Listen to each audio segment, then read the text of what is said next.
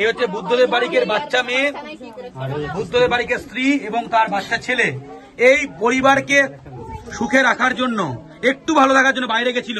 আমি কতটা গরিব একটু বাইরে গিয়ে দেখাবো। এখন এখানে বসে দেখাচ্ছি বলে বোঝা যাচ্ছে না কতটা গরিব, আমি বাইরে গিয়ে দেখাচ্ছি।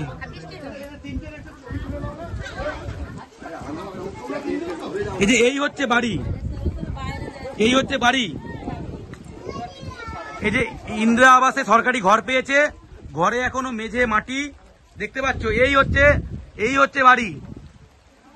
দেখো 400 টাকা রোজে কাজ করতে গেছিল, 400 টাকা রোজে।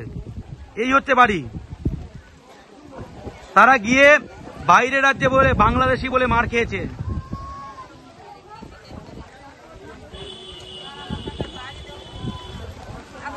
দেখো কতটা গরিব মানুষ।